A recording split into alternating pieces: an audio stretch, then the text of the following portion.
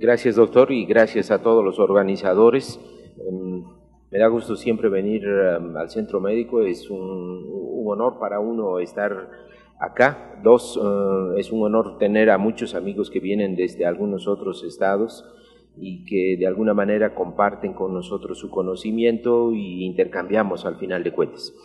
Bien, entrando en el tema, porque el tema es un poco amplio, este tema es hipotermia perioperatoria. El tema viene a complementar todo lo que hicimos el otro día en el taller. Fue un taller el día martes donde se hizo la presentación de los equipos que existen en México para el manejo de la temperatura, aparte de que se dio el tema integralmente. Vamos a condensarlo un poco, por eso es de que tal vez en algún momento sienten ustedes que paso rápido las diapositivas, eran las fotografías de los equipos que se iban mostrando acá. Hipotermia, pues ese es el tema, perioperatoria, un poco más enfocado tal vez a la situación de trauma, pero la hipotermia al final de cuentas es un mal sistémico que nosotros tenemos dentro del manejo integral que tenemos en los pacientes en el quirófano. Vamos a hablar un poquito de lo que es, cómo se genera el calor, y entonces los objetivos de nuestro tema son explicar los efectos negativos, describir algunos factores de riesgo que existen, desarrollar los mecanismos bioquímicos para la producción de calor, opciones biofísico-metabólicas para el mantenimiento de la temperatura, la hipotermia, un poco cómo o qué dice la bibliografía actual, y conclusión y resumen. Ahí vamos a hacer un resumen de todo esto.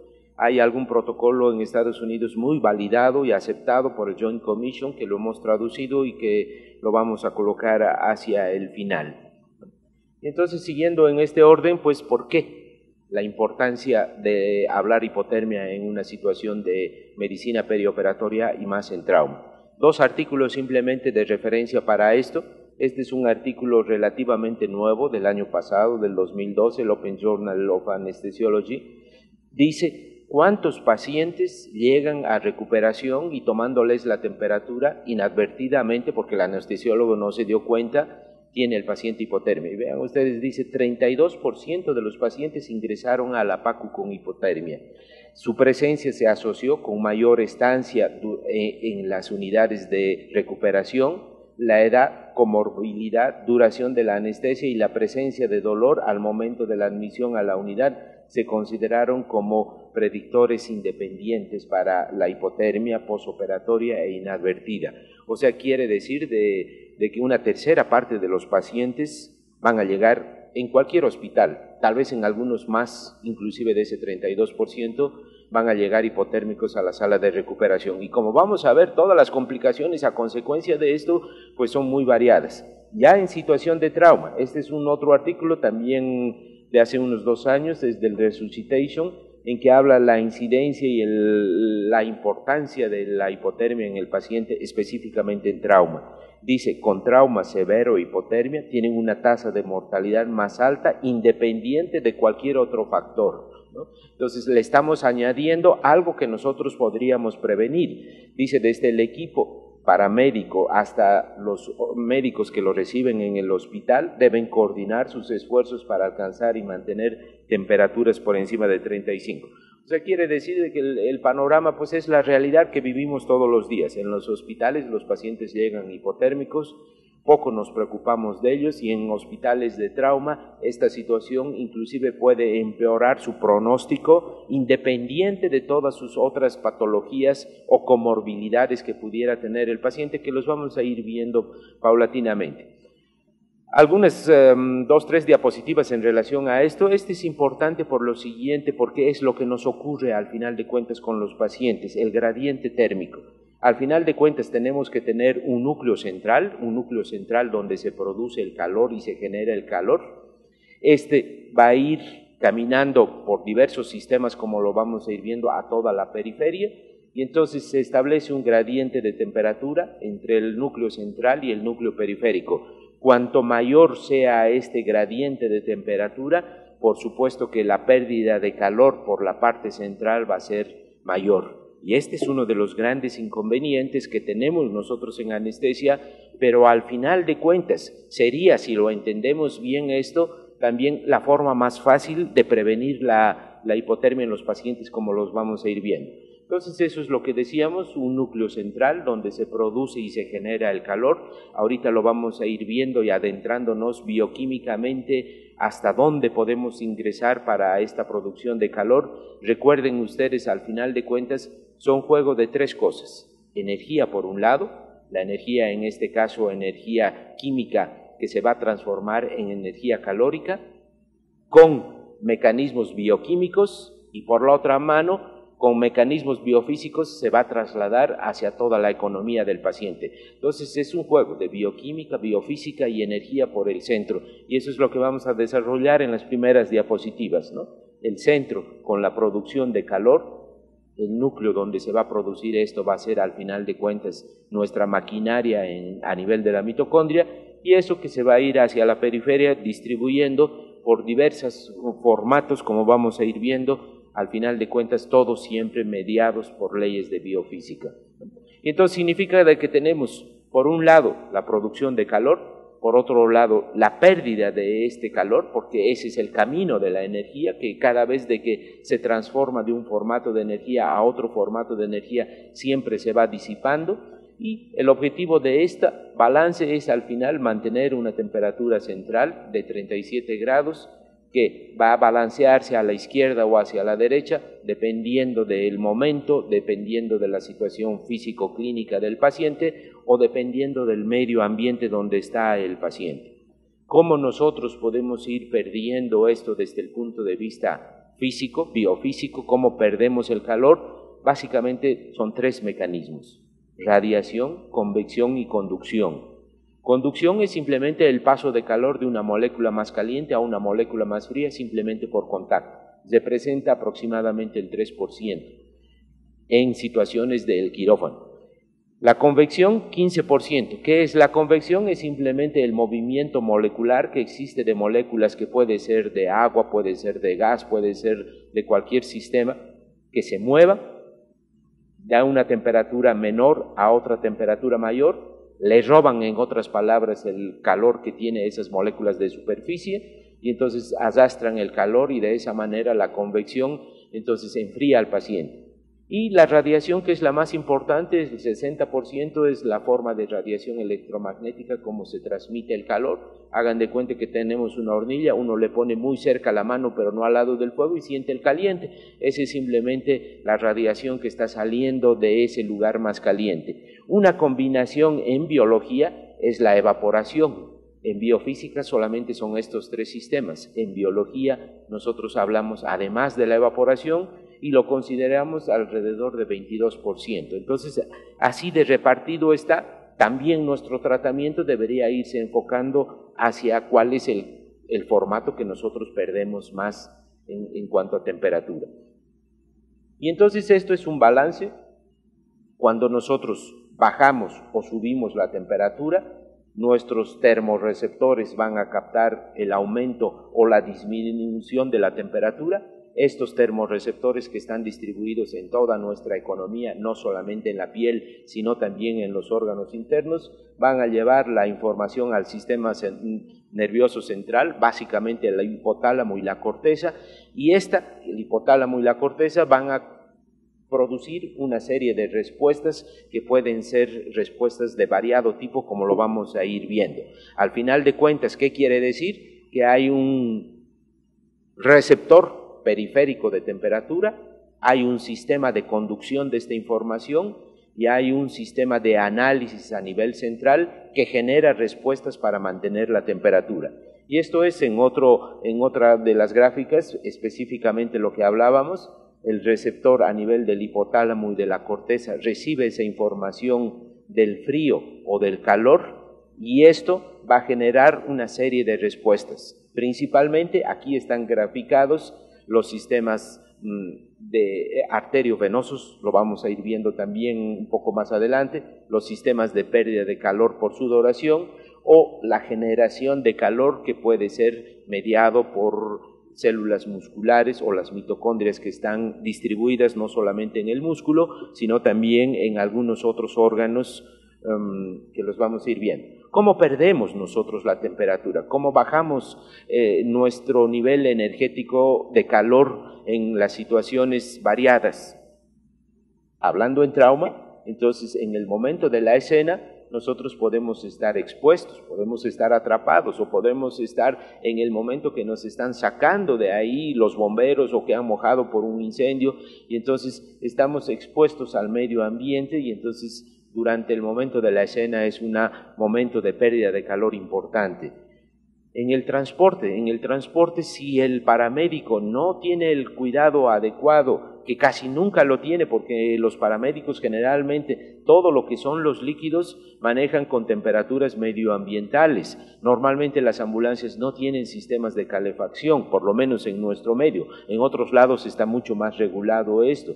La exposición, el medio ambiente y más si es que se trasladan por sistemas de transporte aéreo no presurizado en los cuales hay corrientes de aire, entonces la temperatura puede bajar más todavía en ese momento desde el accidente hasta el traslado y la llegada al hospital. Ya en el momento de admisión, si ustedes se ponen a pensar, muchísimas veces al anestesiólogo nos llaman para ayudarles en los accesos venosos o ayudarlos en los accesos de la vía aérea en urgencias, pónganse a recordar y digan cuántas veces han visto que le estén midiendo o monitoreando la temperatura.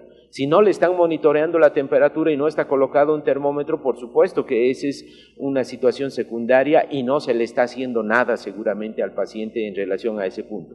Entiendo que hay otras prioridades, pero dentro de un grupo de trabajo debe de ser también dentro de las iniciales como vamos a ir viendo.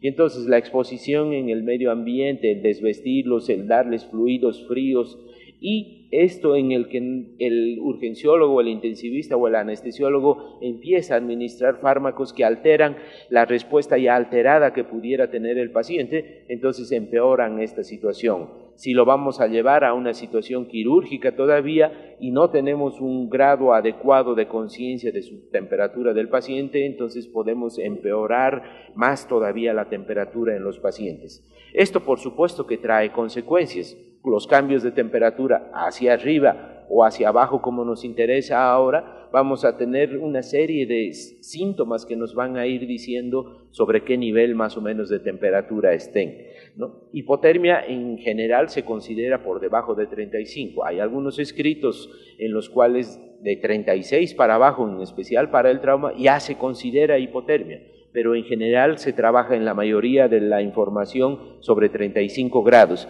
Y ustedes vean que a partir de los 34 pues hay una buena respuesta muscular, respuesta adrenérgica, el paciente conscientemente se puede proteger en relación a la temperatura, pero inmediatamente bajamos un grado más de 33 grados, miren, ya empieza, sin necesidad que le administremos medicamentos, situación de alteración en el sensorio del paciente. Entonces, entra confusión mayor o menor de acuerdo al grado de trauma o estado de choque que tenga el paciente, y esto paulatinamente que para los 31 grados ya el paciente está totalmente comatoso. Y el mecanismo de defensa principal que tenía en este momento, que es los escalofríos, también van disminuyendo paulatinamente de tal manera que a nivel de 32 grados ya está ausente completamente. Y entonces estos mecanismos acá han desaparecido y a cuáles se mantienen algunos otros todavía por abajo trabajando, bioquímicos específicamente,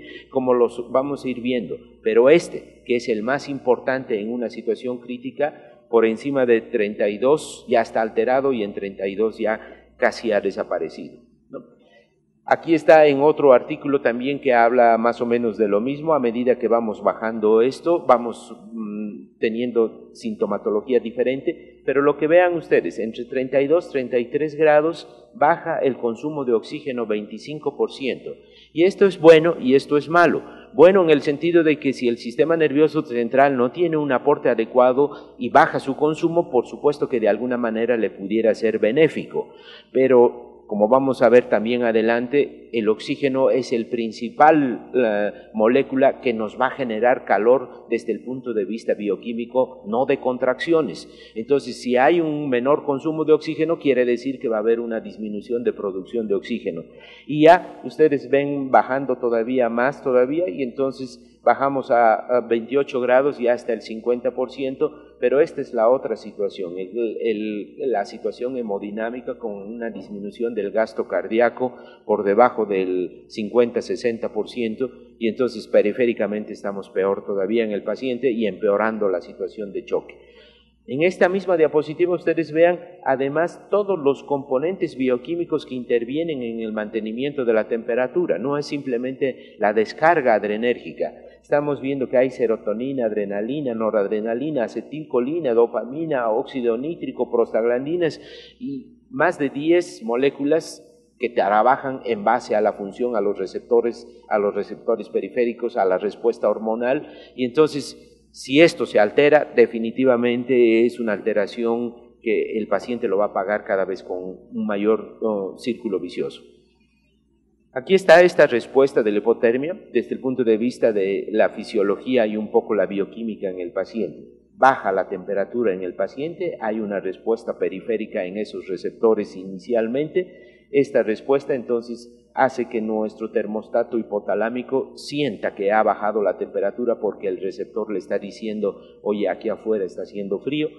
Esta información se transmite a la corteza cerebral de tal manera que el hipotálamo empieza a producir ciertas medidas que son autónomas, pero la corteza tiene que coordinar con ciertas medidas que son conscientes en el paciente. Y entonces estas medidas que son conscientes en el paciente, que dependen de la corteza y del estado del paciente, entonces es una respuesta voluntaria, buscará más abrigo, buscará una posición en la que pierda menos calor, tendrá mayor actividad muscular o buscará algo de alimento para generar bioquímicamente calor, ¿no? Y entonces esta respuesta, o ir a un lugar donde no esté expuesto al frío, a un lugar más caliente, es la respuesta que nos da la corteza. En una situación de trauma o anestesia, por supuesto que nada de esto existe, pero el paciente, si está consciente, en el primer momento les pide o nos pide a nosotros y nos dice, oiga, tengo frío, cúbrame, ¿no? Y entonces esta es una respuesta que naturalmente se da. Esta otra respuesta, que ya es autónoma, entonces básicamente tiene dos componentes importantes. Uno, lo que es el sistema nervioso simpático, y otro que es el componente hormonal. Si nosotros vamos al sistema nervioso, vamos a tener la liberación de noradrenalina y entonces piloerección, la médula adrenal va a seguir proveyendo más catecolaminas, epinefrina, y entonces aumenta la tasa metabólica global del organismo, y al aumentar la tasa metabólica pues generamos un poco más de calor. Esta es una respuesta muy rápida, esta es una respuesta también rápida, y una respuesta un poquito más tardía pero más consistente es la respuesta hormonal. La respuesta hormonal básicamente por liberación de hormona estimulante del tiroides, aumenta la T4 y la T3, y esto afecta al aumento de la tasa metabólica, igual que la noradrenalina, pero un poquito más lentamente en tiempo, pero afecta gravemente y fuertemente sobre lo que son las células BAT. Y las células BAT es el siguiente sistema que empieza a trabajar casi al mismo tiempo, pero se activa un poquito más tardíamente, pero es el más consistente para la producción de energía y de calor. Estas células BAT, los vamos a ir viendo, antes se pensaban que simplemente los niños o los neonatos los tienen, y ahora sabemos de que están distribuidos en toda la economía del organismo. Entonces esto es la triada que nosotros tenemos, la hipotermia, una situación de acidosis y coagulopatía, y resumiéndolo es esto, una situación de hipotermia. Cuando nosotros hablamos de su efecto sobre el músculo, inicialmente es contractura y lo que son escalofríos, pero si esto va disminuyendo, entonces disminuye el consumo de oxígeno que se había aumentado a un principio, y después entra en acidosis metabólica porque al no haber tanto aporte de oxígeno, entonces la célula busca otros caminos, y entonces la oxidación anaeróbica de la glucosa hace que después generemos más ácidos en el organismo. El sistema nervioso central, que puede llegar hasta el coma, la situación cardíaca que habíamos dicho de una respuesta inicial fuerte por la descarga adrenérgica y por la TSH, pero al final de cuentas podemos tener alteraciones de ritmo, podemos llevar a una hipotensión o inclusive hasta el paro cardíaco, que es el camino final en una situación de esto. A nivel respiratorio, inicialmente el frío, ustedes han debido ver, el paciente asmático cuando sale en el frío inmediatamente tiene broncoespasmo.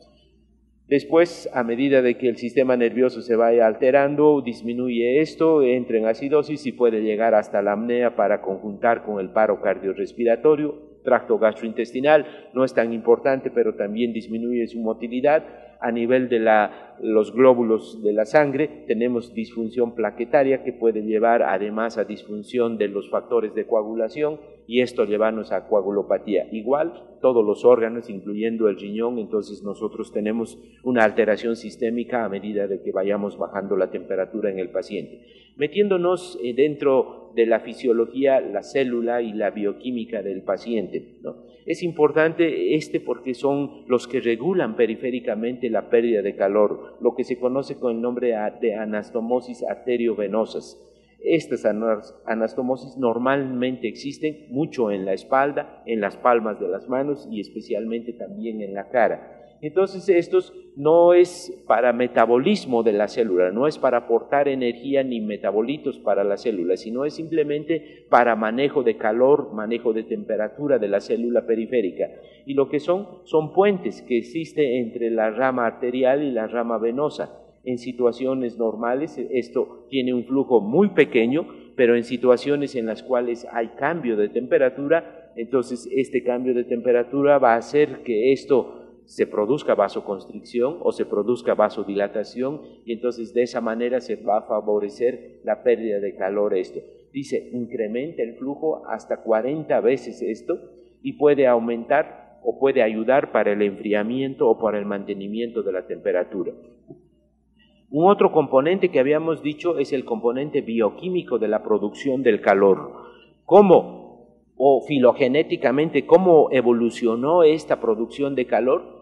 El primer reporte del primer animal que existía dentro de lo que es hace millones y millones de años en la evolución de la Tierra y de la vida en la Tierra es este pez, ¿no? Es un pez que aquí en México lo tenemos mucho, especialmente los grandes campeonatos de pesca de Merlín se dan aquí en México específicamente por el lado del Pacífico.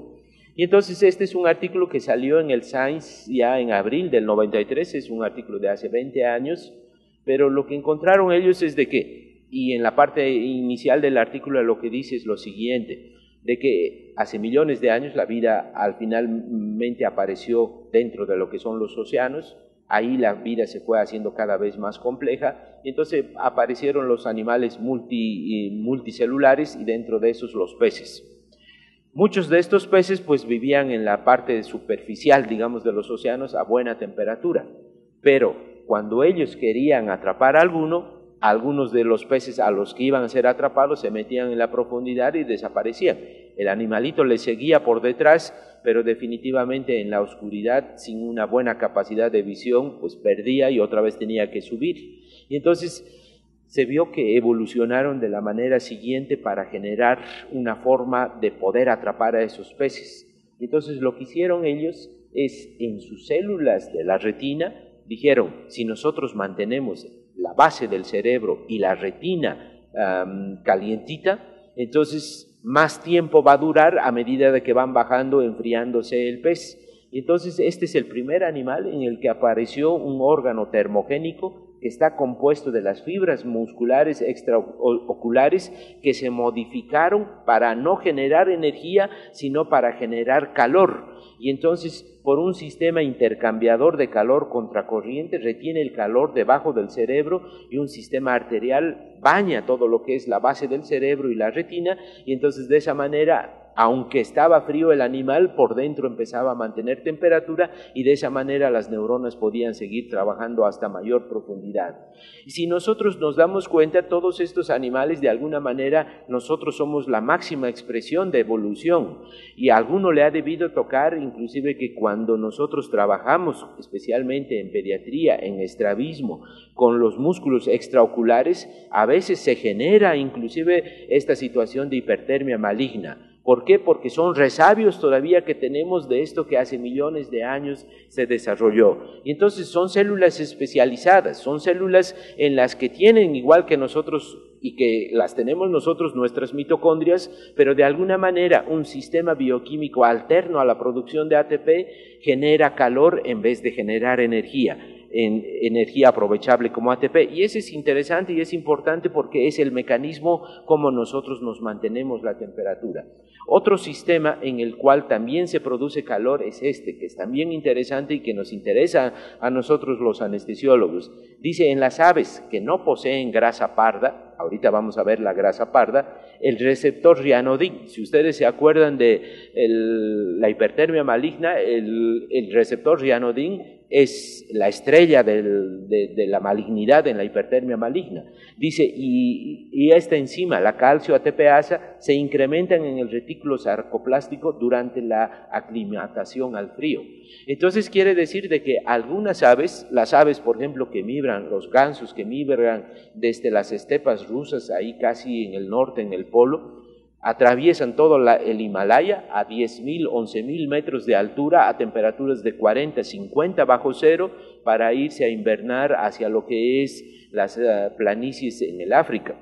Vuelos que se echan de decenas de horas volando a 40 grados de temperatura. ¿Y cuál es el sistema de producción de calor? Es precisamente ese sistema de receptor rianodin, que es el que nosotros recientemente lo hemos descubierto al hablar o al investigar cómo es el mecanismo para producir la hipertermia maligna, ¿no? Y entonces quiere decir de que hasta en los animales nosotros tenemos estos sistemas que son sistemas naturales de producción de calor, de mantención de la temperatura, pero en situaciones patológicas o en situaciones en las cuales modificamos con nuestra anestesia o con cualquier otra situación, podemos degenerar la respuesta natural que era mantener la temperatura hasta situaciones de hipertermia. Pero dense cuenta, tan eficientes son para producir de calor, para producir temperaturas más de 43, 44 grados. Yo he tenido simplemente en toda mi vida hasta ahora un paciente que atender con hipertermia maligna y a mí me ocurrió al paciente y cuando le ponía el termómetro salía hasta 43, que era el tope del termómetro en ese momento, ¿no? Entonces son sistemas altamente eficientes. Este es el sistema de la grasa parda, ¿no? La grasa parda, aquí hay dos artículos que hablan sobre esto. La glándula de hibernación, como así se conoce también, o tejido pardo, dice es una variedad de tejido adiposo que es llamado por su color, y su color lo da por la alta vascularización y porque está lleno de mitocondrias. Dice su color se debe a la alta vasculatura y las células poseen miles de mitocondrias. La grasa parda es un tejido termogénico, su única función es generar calor y aportar esto hacia la sangre, ¿no? Esto que nosotros pensábamos que simplemente tienen los osos o los animales que invernan, también lo tiene el ser humano, lo tiene muy desarrollado el niño, va disminuyendo su función hasta más o menos los 2 años, pero de ahí persiste todavía mezclado en tejido graso y mezclado dentro de lo que son las células musculares en casi toda la economía del cuerpo. ¿Cómo es este sistema? Al final de cuentas, aquí está nuestra amiga la mitocondria, que puede metabolizar o grasas o azúcares o aminoácidos. Al final de cuentas va a entrar dentro de lo que es el ciclo de Krebs, y dentro del ciclo de Krebs pues, tenemos lo que es la teoría quimiosmótica. En 1973 ganó el premio Nobel el doctor Mitchell por desarrollar todo este esquema. Aquí afuera se está dando dentro de la mitocondria, pero por fuera de la membrana interna se está dando el ciclo de Krebs. Aquí lo que va a entrar es el nicotina-adenina dinucleótido. Este salto en la cadena de electrones lo que nos va a producir es eliminar protones por fuera de la membrana, y entonces al final de cuentas en el último paso la citocromo A3 oxidasa los protones y electrones, protones para afuera, electrones que van saltando de uno a otro, en los últimos pares de electrones le da al oxígeno y de esa manera el oxígeno, tranquilo y feliz de la vida, sus electrones que le faltaba le aporta la citocromo oxidasa. Pero lo que ha ocurrido finalmente es, si ustedes se dan cuenta, ya hemos consumido el oxígeno, hemos generado calor, pero no todavía como ATP, sino simplemente una forma energética, simplemente por el gradiente de concentración quimio-osmótico, porque aquí están más afuera. Cuando estas partículas, en este caso los protones, ingresan por esta otra partícula PF1, PF0, de Fernández-Morán, como se llama, entonces se produce la fosforilación oxidativa, ADP más fosfato inorgánico, y tenemos como ATP. Entonces, de alguna manera, esto nos está generando energía utilizable como ATP. Pero en este caso no nos interesa tener la energía como ATP, queremos tener energía y transformarla como calor. Y entonces resulta de que hay sus moléculas que hacen que esta energía se introduzca otra vez hacia el interior, no genere energía como ATP y esto se libere como calor. Y esto que ya se descubrió también hace unos 30 años, se conocen con el nombre de termogeninas, fue su nombre inicial, actualmente se conocen con el nombre de UCP o proteínas desacopladoras, y son ya 3 las variedades que se han encontrado. Entonces nosotros tenemos los protones, en vez de entrar por el ATP para formar ATP, entra por esta otra proteína desacopladora, y entonces el calor que tenía aquí es menor que el que tiene aquí adentro, entonces eso se disipa y entonces de esa manera genera calor. Y entonces estas mitocondrias que están en la grasa parda pueden producir ATP porque necesita la célula ATP, pero el 90-95% de su consumo de oxígeno es para generar calor, ¿no? Y entonces este es el mecanismo bioquímico que tiene más importancia cuando ya los otros sistemas, como es los escalofríos, dejan de trabajar o dejan de producir calor, ¿no? ¿Quiénes controlan esto? Habíamos dicho 2 componentes, noradrenalina, catecolaminas y las hormonas tiroideas. Y aquí está en este artículo, como ven, dice la noradrenalina por el beta 3 estimula la termogénesis y la lipólisis. El otro componente importante es la hormona tiroidea que produce esto, ¿no? Y entonces esto es lo que se conoce con el nombre de termogénesis adaptativa, porque nuestro organismo se va adaptando dependiendo de las circunstancias a producir más o menos calor mediante un manejo metabólico de no producir ATP, sino producir calor y disiparlo, ¿no? Esto es importante porque esto nos permite mantener a largo plazo la temperatura dentro de nuestras células, ¿no? Entonces aquí es en otra revista del Nature también que habla precisamente de este juego metabólico que es la termogénesis. Al final de cuentas ingresa nuestro alimento, nosotros lo metabolizamos, parte como energía, parte lo liberamos como calor. Pero esto es interesante porque esta forma de liberar calor de alguna manera actualmente se está utilizando. Si nosotros bajamos la temperatura y en nuestra casa siempre vivimos a 10 grados, parte de la energía se va a ir no a formar ATP, sino va a ir a disipar como calor.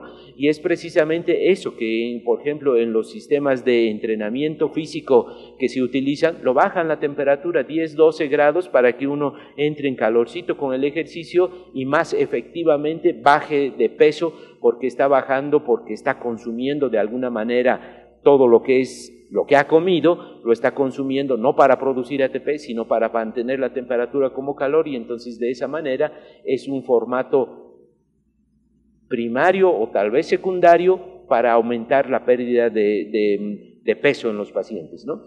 Y entonces, resumiendo, podríamos decir de que al final de cuentas lo que es energía es vida, al final de cuentas. La energía por esos 2 caminos, la bioquímica por un lado y la biofísica por el otro lado, al final de cuentas representa lo que es la vida en la Tierra y seguramente en cualquier otro lugar. La vida al final simplemente es una sumatoria de esos 2 ramas. Y entonces, ¿por qué calentar o cuándo calentar o cómo calentar a los pacientes? Tendremos que ver en el preoperatorio, tendremos que ver en el intraoperatorio y tendremos que ver también en el posoperatorio, metiéndonos ya dentro del terreno de lo que es nuestro, lo que es la anestesia y lo que es el quirófano. ¿no? La pérdida de calor en anestesia, este es uno de los profesores que ha escrito más sobre temperatura, el doctor Sessler, y es un poco la repetición de lo que ya hemos visto. La radiación es el responsable del 60%, convección es importante, la evaporación en la respiración contribuye a un 10%, cutánea es relativamente pequeña. Esto es 10% si nosotros nos ponemos a pensar y en hacer algo para que por la vía respiratoria no baje la temperatura. Ahorita lo vamos a ir viendo eso. La incisión quirúrgica sí es grande, la pérdida de conducción es la menos importante, porque pues, el paciente está recostado y está en contacto simplemente con la parte de la espalda, que generalmente en ese, por el peso del paciente y por la bajada de la temperatura, está completamente con vasoconstricción. Y eso ustedes se dan cuenta, a veces cuando al paciente lo dan la vuelta para pasarlo a la camilla, la parte de la espalda se les ve casi blanco a los pacientes, y ese es simplemente porque pues, hay una vasoconstricción, y al haber vasoconstricción, la pérdida de calor es menos importante ahí, ¿no? La situación en trauma incrementa la mortalidad, habíamos dicho, aumenta el tiempo de recuperación, disminuye el metabolismo de los fármacos en cualquier situación, no solamente en el trauma, incrementa 40% en los escalofríos, y si aumenta los escalofríos, mayor demanda de oxígeno, malestar en el paciente, mayor incidencia de dolor, sangrado, dehiscencia de cirugía, de la herida quirúrgica, incrementa la estancia hasta 20%, o sea, los costos de una sábana, decíamos el otro día, ¿cuánto cuesta la sábana? 180 pesos. ¿Cuánto le cuesta un día más de estancia en el paciente? Es 10 veces por lo menos eso, ¿no? Y entonces estamos viendo acá que a medida que nosotros bajamos de temperatura, la incidencia de mortalidad se va incrementando. Y en un paciente en situación de trauma, aunque hay artículos controversiales sobre esto, dicen de que aproximadamente por debajo de 30 grados en un paciente en trauma, la mortalidad casi es cercana al 100%. Y entonces pues, esta es nuestra triada, que en esta situación de 30-32 grados ya lo tenemos completamente establecido, ¿no? Ahora, hay factores más importantes que otros, ¿no? Este es un artículo interesante, viejo, del doctor Alex Macario, pero que le da un puntaje al cuál es el valor o cuál es el concepto más importante para tener en cuenta sobre la hipotermia en el paciente. Y vean, dice, el neonato es uno de los conceptos más importantes, le pone inclusive una calificación de 10, ¿no? Es de 0 a 10 esta calificación que él dio. Y si ustedes ven el segundo componente, es temperatura medioambiental, más importante o menos importante cuanto más baja sea la temperatura, porque habíamos hablado a un principio del gradiente de temperatura y ahorita nos vamos a entrar más en eso del gradiente, pero cuanto más baja esté esta temperatura, por supuesto que vamos a tener mayores problemas. Y si ustedes ven, hay algunos por acá abajo, por ejemplo, el calentar las soluciones. Es importante, claro que es importante, pero si ustedes están viendo, está por debajo de 5, ¿no? Entonces es un artículo que habría que analizarlo con calma, punto por punto, y decir, mira, señor, estás haciendo cosas que para el paciente no son tan efectivas como otras cosas que no se le da tanta importancia, pero que son más efectivas para mantenimiento de la temperatura. Por otro lado, siempre hay que tener en cuenta la satisfacción del paciente. Este es un trabajo que se hizo en Estados Unidos, en los cuales le decían al paciente, oiga, ¿qué cosa le hemos hecho mal o qué cosa hemos hecho bien durante toda su estancia perioperatoria? Y uno de los 3 componentes que eran de casi todos los pacientes operados era que le habíamos cuidado la temperatura en el paciente, ¿no? Entonces hay que tener en cuenta esta situación de que en los hospitales, especialmente en todos debería ser, pero en los privados, los pacientes que pagan su dinero quieren que se los atienda bien. Y entonces si nosotros le damos esto, porque además sabemos que es necesario hacerlo, entonces el paciente se va más satisfecho todavía. Hay factores predisponentes en una situación quirúrgica, una laparotomía amplia, hemos dicho la gradiente de temperatura, cuando es una cirugía abierta, y entonces esto hace que aumente la pérdida de calor y más todavía por la redistribución, y 2, porque nosotros estamos metiendo un componente anestésico que lo vamos a ir viendo ahorita, ¿cómo? Nuestra anestesia, desde el punto de vista farmacológico, altera esta respuesta en el paciente. Y entonces estamos acá en un resumen, digamos, de toda esta primera parte. Dice, la depresión de los termorreguladores por la administración de los anestésicos igual, en más o en menos intravenosos o inhalatorios, produce vasodilatación que deprime una respuesta vasoconstrictiva y altera los umbrales térmicos que desencadenan los mecanismos de regulación, como consecuencia pérdida de calor del núcleo central hacia el periférico y hay una mayor redistribución. Y entonces hay una otra serie de factores coadyuvantes a esta situación, pero lo principal en esta situación es la administración de anestesia, altera nuestra respuesta vasoconstrictiva y esto aumenta la redistribución y de esa manera nosotros perdemos más calor todavía. Y esto es lo que dice Sessler en alguno de sus trabajos.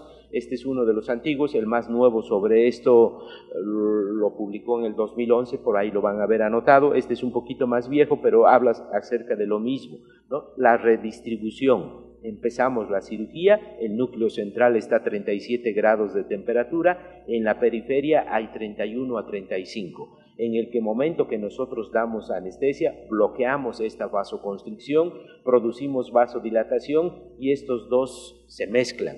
Y al mezclarse, entonces el que sale perdiendo al final es el centro del paciente y entonces en esa primera media hora a una hora por la redistribución, entonces nosotros bajamos de temperatura.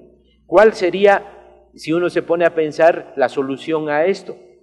No es quitar la anestesia, no es quitar la vasoconstricción, porque eso de todas maneras lo vamos a tener que ir manteniendo porque la anestesia le vamos a seguir dando. Lo que tenemos que hacer es este gradiente que sea mucho menor. Si este gradiente aquí es 37 y lo habíamos calentado al paciente de tal manera que este sea 36, 37 allá afuera, el gradiente cuando se produzca esta mezcla definitivamente va a ser 1 o 2 grados y la pérdida va a ser mucho menor. Y aquí está especificado precisamente esto, ¿no?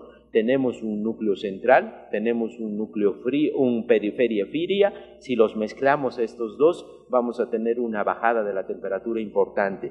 Pero si nosotros tenemos nuestra temperatura central y calentamos la periferia y lo mantenemos ese gradiente muy disminuido, cuando se mezclen estos dos, entonces definitivamente la pérdida de temperatura va a ser mucho menor. Y entonces, ¿qué debemos hacer? Pues lo que debemos de hacer es, antes de entrar al quirófano, calentarlos a los pacientes. Y entonces esta idea de que nosotros tenemos de que después, al final, lo calentemos al paciente, es buena y funciona, pero no es lo correcto hacer. Lo correcto hacer es definitivamente desde que entra a urgencias o desde que entra o baja de terapia intensiva, al paciente estarlo calentando por diversos sistemas como vamos a ir viendo y mantener esa temperatura y disminuir ese gradiente, ¿no? ¿Dónde medir? Pues ya el otro día habíamos platicado un poco sobre eso. Hay las temperaturas centrales que nosotros en anestesia nos es fácil a nivel esofágico o a nivel faríngeo, pero este ha salido en los últimos años y se ha validado un poco. Antes nosotros tomábamos con estos sistemas en la frente no funciona. El que funciona básicamente es la arteria temporal. La arteria temporal que nace directamente del centro, entonces la temperatura llega aquí casi reflejando hasta menos 0,1, menos 0,2 de lo que es la temperatura central. Y este equipo es un equipo que en los Walmart los venden en Estados Unidos sobre $25 y lo que hace uno es pasar, como ven acá, dice, lo hace pasando por acá, el aparatito mide la temperatura y mide el flujo. Donde hay flujo quiere decir que está pasando la sangre y ahí mide la temperatura el termómetro y nos da la temperatura más correcta del paciente, temperatura central, sin ser tan invasivos como lo somos en algunas situaciones en anestesia, ¿no? Y entonces las complicaciones que vamos a tener si no manejamos esto, ¿no? La infección, habíamos dicho, es mucho más frecuente, la incidencia no solamente en la herida quirúrgica, sino global en el paciente, disminuye la tensión de oxígeno, se produce vasoconstricción, disminuye la inmunidad y entonces todo eso se suma para que haya mayor incidencia de infecciones. Pero aquí está un resumen de, esto es lo que les decía, en la primera media hora empieza una caída casi libre de la temperatura por esta situación del intercambio de calor del centro hacia la periferia. Aquí son muchos de estos artículos con autores diferentes, normotermia, hipotermia y los efectos colaterales que puede tener la temperatura. Son muchos, no es uno, no es dos, son muchos de ellos. Algunos tienen más otros tienen menos importancia, retraso en la recuperación, morbilidad miocárdica, arritmias, isquemias. El famoso punto J aparece ya cuando está por debajo de 30, casi cuando está moribundo. Escalofríos y mayor incomodidad, alteraciones de coagulación, incremento consumo de oxígeno, mayor número de transfusiones, balance nitrogenado negativo, infección, retraso de cicatrización, mayor dolor, etcétera, etcétera, todas las complicaciones que vamos a tener en los pacientes. Si nosotros hablamos de anestesia, algunos más, algunos menos, pero todos van a tener su efecto. Miren, dice lalotano, isoflurano y enflurano inhiben termogénesis inducida por noradrenalina. Fenobarbital, que ya casi no lo utilizamos, propofol y ketamina y NO2 pueden hacer, pero menor efecto. Neonatos con células BAT, al contrario, son...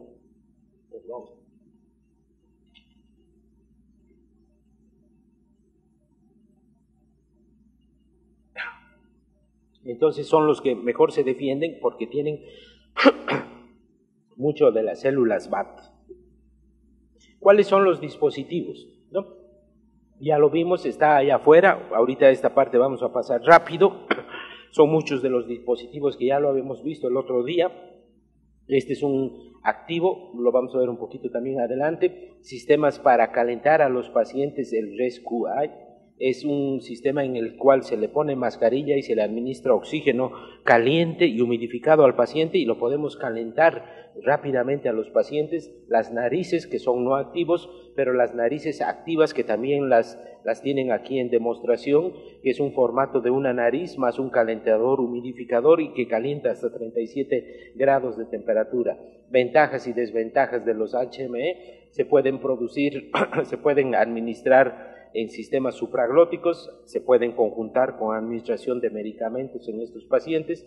Los más eficientes son los eléctricos, los que más hay aquí en México son los Fisher & Paykel, pero hay una serie de marcas. Este es uno mucho más pequeño y también igual de eficiente, puede calentar 37, 38 grados de temperatura. Algunos de los otros ejemplos de los sistemas de calentamiento por el paciente, por el sistema de vía respiratoria.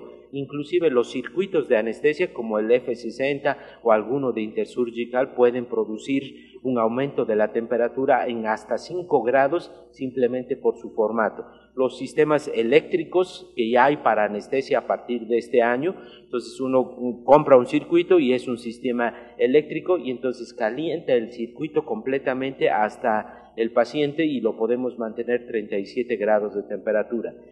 Las máquinas de anestesia que generan calor interno y de tal manera que en la salida del gas, el gas ya está saliendo hasta 8 o 9 grados ya por encima del gas fresco que le está llegando a los pacientes, ¿no? Es algo que quisiera que vean, que cuando nosotros no le damos importancia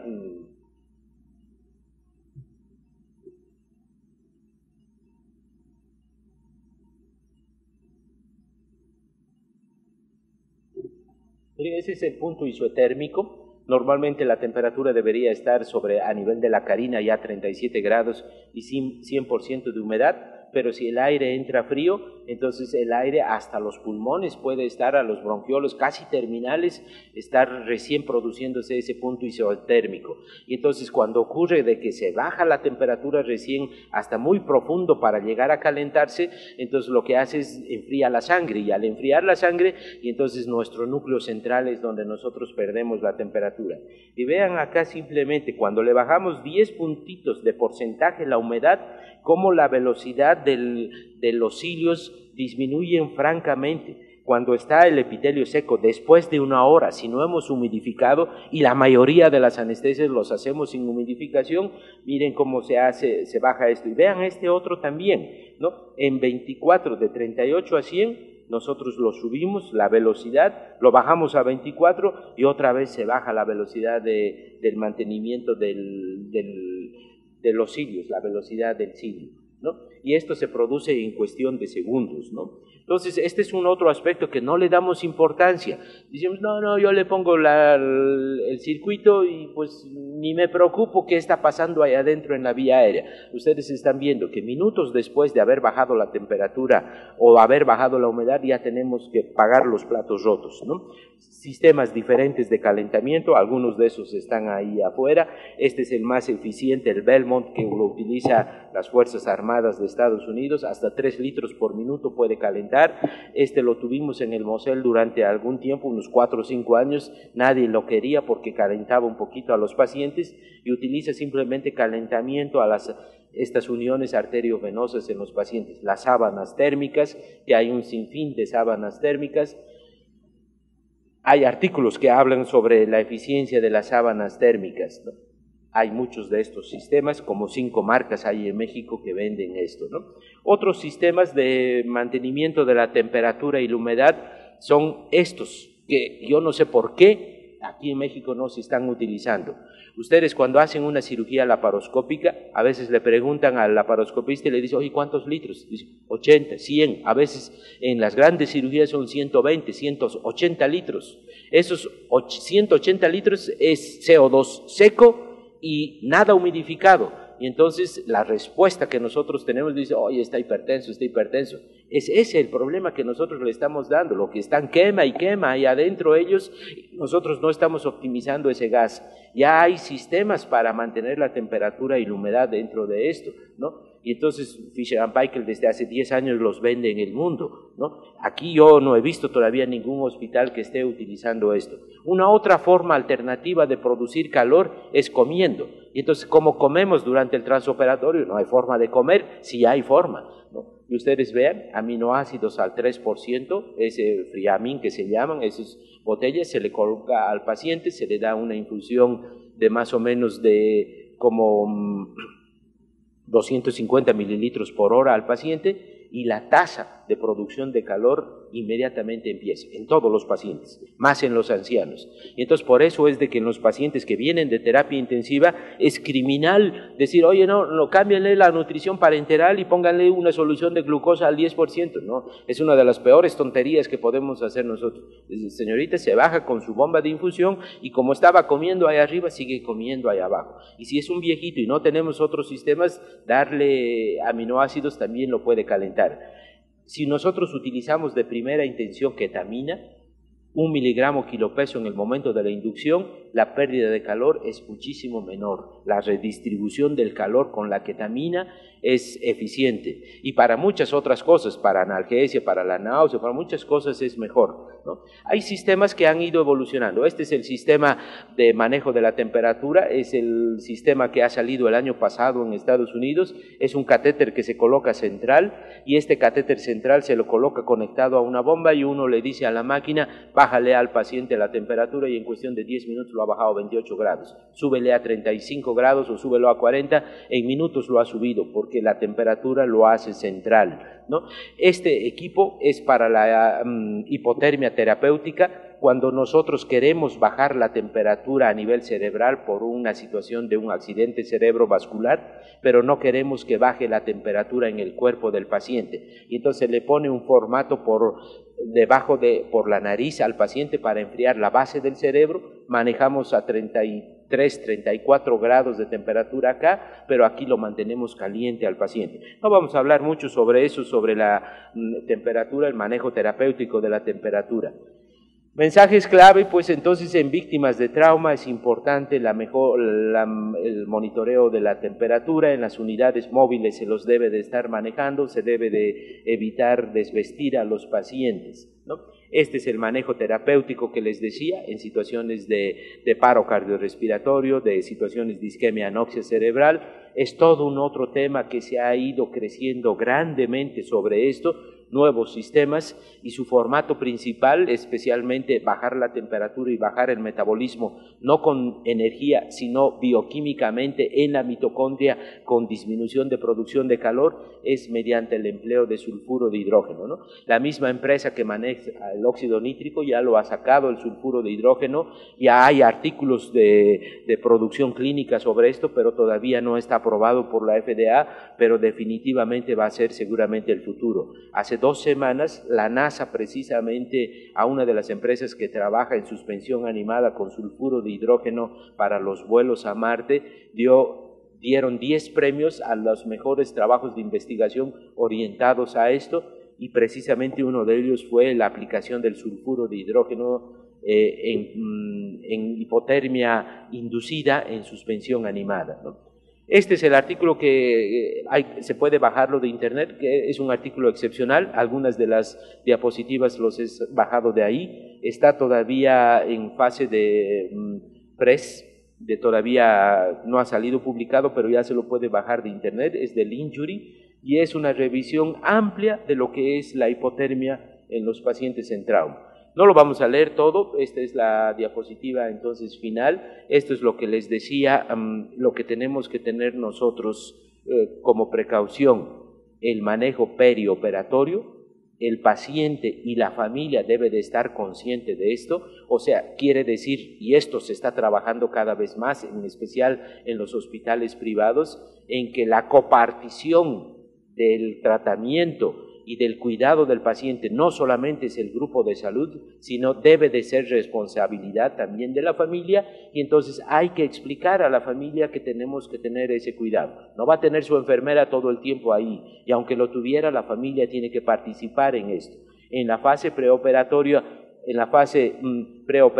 tenemos que calentar a los pacientes. Hemos visto de que se hace más eficiente cuando nosotros hacemos el mantenimiento de la temperatura. En la fase intraoperatoria, todos estos sistemas que existen para manejar, y en la fase posoperatoria tenemos que, mire lo que dice, debemos de registrar la temperatura a su ingreso a la recuperación y cada 15 minutos. Y dice, si la temperatura es menor de 36 grados, debe de calentarse activamente. Y vean acá lo que dice, no dar de alta al paciente si la temperatura es por debajo de 36 o menor, y previa alta adecuar la temperatura en su habitación. ¿Cuándo lo hacemos esto? ¿No? O sea, nunca es importante para nosotros esto, y lo sube el camillero y lo acomoda ahí y nadie se ha preocupado de los pacientes. Creo que es una llamada de atención para todos el tener un poco más de énfasis en lo que es la temperatura en los pacientes, ¿no? Muchas gracias.